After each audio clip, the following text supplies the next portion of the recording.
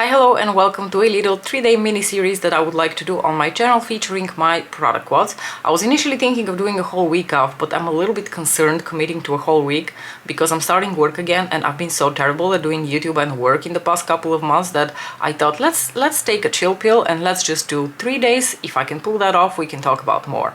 But I am very excited to start this series because I absolutely love the Prada eyeshadow formula. If you know anything about me and my channel, you will know that the Prada eyeshadow formula is one of my favorites because they're this beautiful cream to powder formula. I am a sucker for a cream to powder formula.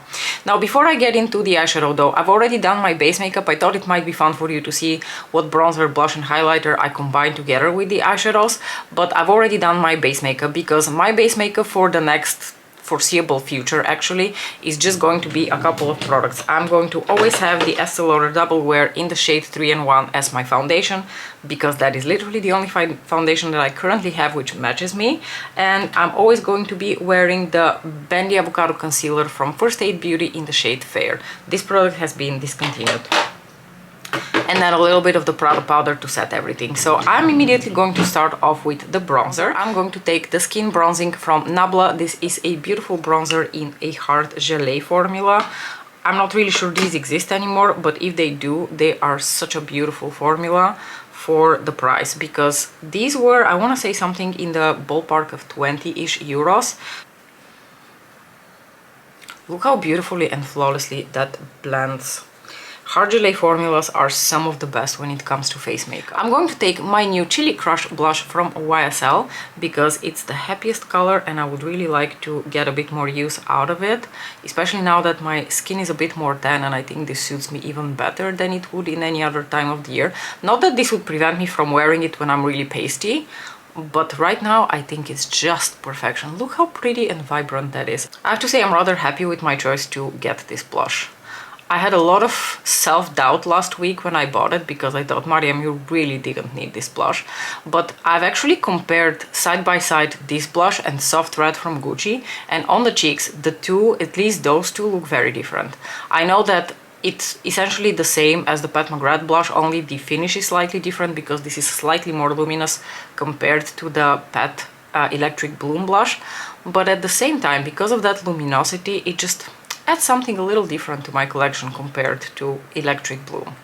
Or so I would like to convince myself. I'm going to stick with Nabla and I'm going to take the Skin Glazing in the shade Privilege to highlight my cheekbones. And then we can get to the eye look. So the eye looks are going to essentially be sort of like a pairing of Prada quads, because the look that I'm going to show you today is one that I've talked about. I want to say I've talked about this look in like a recent monthly favorites video, because I've done this look a couple of times and I've enjoyed it every single time, so I thought, you know, I'm just going to show it to you. And then once that idea came up, I thought, oh, how about I do a whole series of pairing my Prada quads, and that's how this little mini series was born.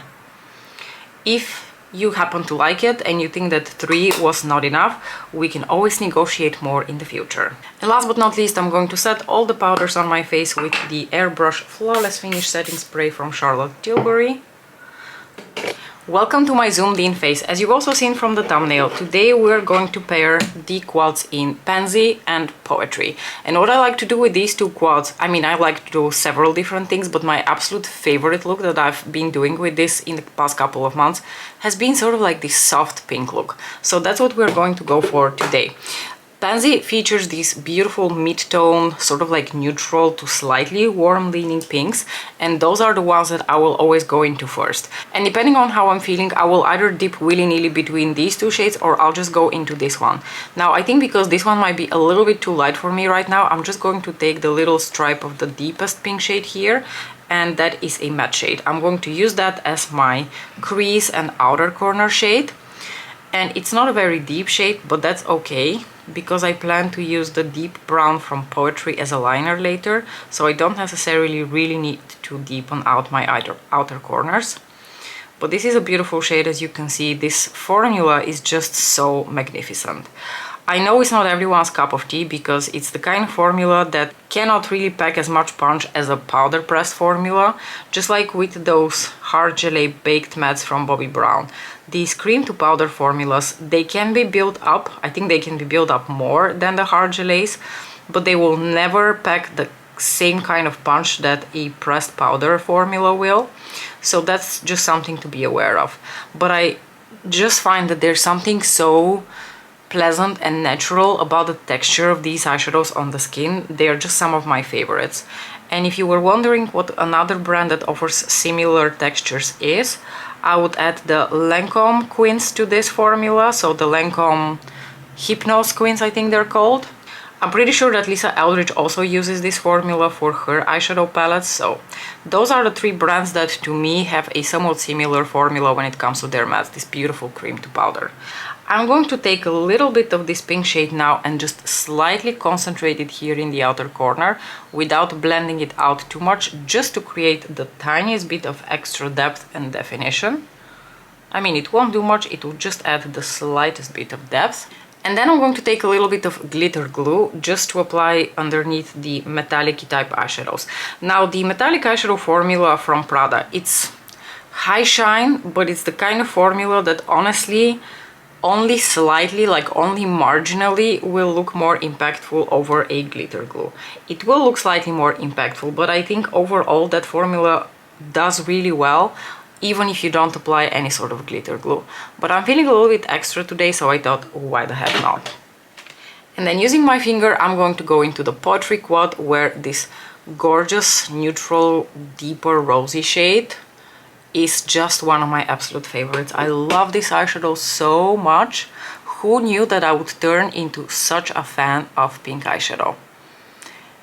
Apparently it was just about the right undertones of pink. I was sort of used to the loud hot pinks from Pat, and now that I've discovered this like whole world of neutral, very soft, very ethereal pinks, I'm on board with pink.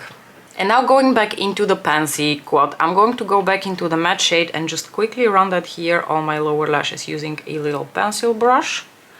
And then as a fun inner corner pop of highlight, I am going to take this shade here, which is a beautiful rosy shade, which has a limeish green undertone to it. I don't know why I was showing you the brush, it's not like you can see it on the brush, but it looks really pretty, and I think it's going to tie the look really well together, because as you can see I have green earrings. I wanted to add a little bit of a green element to the look because I'm going to take a green vest with me, and I thought it might be fun to put green as a little accent color, including the inner corner highlight.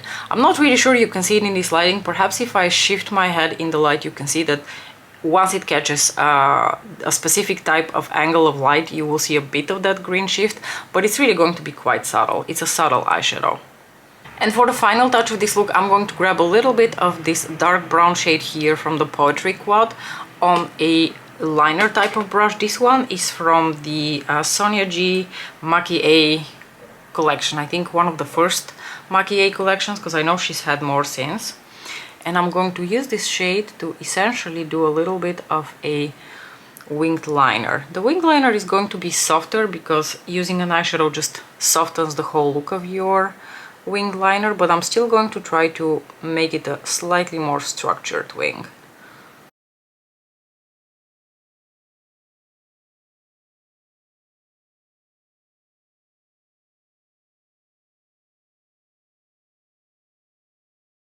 So this is the final look. As you can see, these eyeshadows don't really have a lot of glitter. They have a beautiful shine to them, but they don't really have a lot of glitter. Since of course this is a Prada eyeshadow focused video, I didn't really want to include any other eyeshadows up until this point. I wanted you to see the look as it is, just with the Prada eyeshadows.